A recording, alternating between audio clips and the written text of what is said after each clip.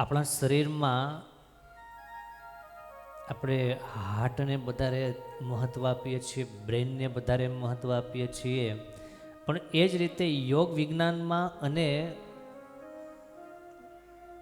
આ શારીરિક વિજ્ઞાનમાં નાભીને બહુ મોટું મહત્ત્વ આપવામાં આવે છે. આધુનિક વિજ્ઞાન એને ધ સેકન્ડ બ્રેન કહેવામાં આવે છે. એને નાભીને વિજ્ઞાન સ્વીકારે છે કે નાભીની આસપાસ આંતરડાના સ્તરોમાં 10,000 કરોડથી પણ વધારે ચેતાકોષ આવેલા છે. અને એટલે ઘણી બધી વાતો એની સાથે જોડાયેલી છે, એ ક્યારેક આપણે વાત લેશું. પણ યોગશાસ્ત્રને ઘડીક વાર ન ધ્યાનમાં લઈએ અને માત્ર શારીરિક વિજ્ઞાનને ધ્યાનમાં લઈએ તો પણ નાભીની સાથે 72,000 નસો જોડાયેલી છે. તો આપણે ત્યાં નાભીમાં તેલ મૂકવાનો એક બહુ સરસ પ્રયોગ બતાવ્યો છે. આ સૂક્ષ્મ છે વાત.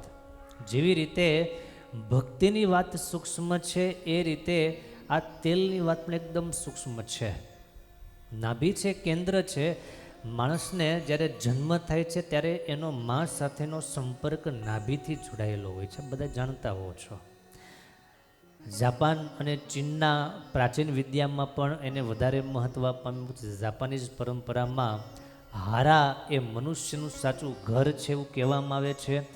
જે વ્યક્તિને નાભી શક્તિ યાને કે મણિપુર ચક્ર એક્ટિવ થઈ ગયું, એના જે કાંઈ સંકલ્પો હોય તમામ સંકલ્પો સિદ્ધ થાય છે ને જ્ઞાન અજબ ગજબનું પ્રાપ્ત થાય છે. કઈ રીતે એક્ટિવ થાય એ બધી વાતો ક્યારેક આપણે સાંભળશું, પણ આજે એટલું માત્ર જોઈએ કે નાભીમાં તેલ નાખવાના ફાયદાઓ ઘણા બધા છે. અલગ અલગ તેલ અને અલગ અલગ બધાના ફાયદાઓ છે. નાળિયેરનું તેલ, કોકોનટ તેલ એ નાભીમાં અને નાભીના ફરતે 2 ઇંચના સર્કલમાં જો લગાવવામાં આવે તો આયુર્વેદ એમ કહે છે કે ત્વચાને હાઇડ્રેટ રાખે છે. આપણી ચામડી છે એને એકદમ શુષ્કતાથી દૂર કરે છે, એને ભીની રાખે છે અને હોઠ ફાટતા અટકાવે છે. મોઢામાં કાળા ડાઘ હોય કે ડાર્ક સર્કલ જે કાળા ચાંબા પડી જતા હોય, કુંડાળા થઈ જતા હોય, એ ઓછા થાય છે. એ નાળિયેરના તેલથી લગાવવાથી થાય છે.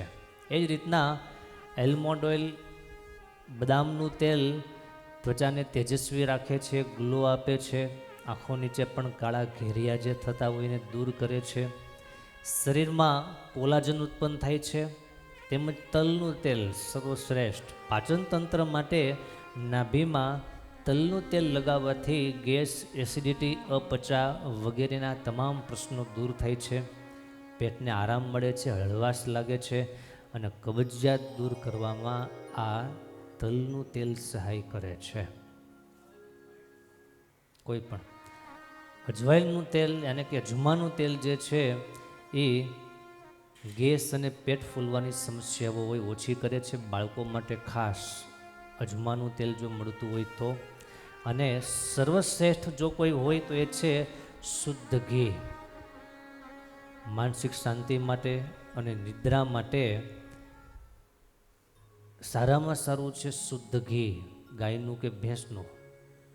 હવે એમ નહીં કહેતા કે કાળી ગાય કે ધોળી ગાય, પણ મહિમા છે એનો. પરમાત્માએ જ્યાં જે શક્તિઓ મૂકેલી છે એનો ઉપયોગ આપણને જો કરતા આવડે તો વગર દવાએ ઘણી બધી બીમારીઓથી બચી શકાય છે, ઘણી તકલીફોથી દૂર થઈ શકાય છે. આપણું આ ઋષિ વિજ્ઞાન છે.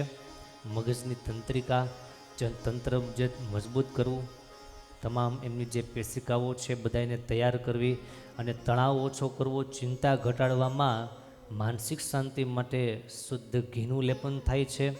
એ જ રીતે એરંડિયાનું તેલ, એરંડિયું લગાવવામાં આવે તો સાંધાના દુખાવા ઓછાઓ કરે છે, સ્નાયુ મજબૂત બનાવે છે, હાડકાં અને ગઠિયા માટે ફાયદાકારક છે. તેમજ પ્રજનન તંત્ર, હોર્મોન્સ માટે તલ અને ઘી કોઈ પણ વસ્તુ ચાલે છે. તો આવા અનેક પ્રસંગો છે તુલસીનું તેલ, લીમડાનું તેલ, સર્પગંધાનું તેલ શરીરમાં ઝેરી તત્વો હોય એ કાઢવામાં મદદરૂપ થાય છે, ઇન્ફેક્શનથી રક્ષા થાય છે. શરદી અને ઉધરસની એલર્જી જેને હોય, જરાક વાતાવરણ ફરે ને તરત જ છીંકવા માંડતા હોય, તરત જ ઇન્ડિકેટર શરૂ થઈ જતા હોય, એમના માટે ખાસ તુલસીનું તેલ અથવા લીમડાનું તેલ નાભીને ફરતે લગાવવામાં આવે. 2-3 મિનિટ હળવો મસાજ, ઘડિયાળની ક્લોકવાઇઝ, ઘડિયાળ જે રીતના ફરે છે એ રીતના એ દિશામાં રાત્રે સૂતા પહેલાં લગાવવામાં આવે અને પછી વ્યવસ્થિત કપડું રાખે જેથી કરીને બીજું કંઈ બગડે નહીં. એ તો આવી રીતે ભગવાને આપણને નાભીમાં શક્તિ આપેલી છે. એને જે સમજે એનો ઉપયોગ કરી શકે છે અને એવો જે ઉપયોગ કરે એ માણસને શારીરિક શક્તિ અને શારીરિક સુખ પ્રાપ્ત થાય.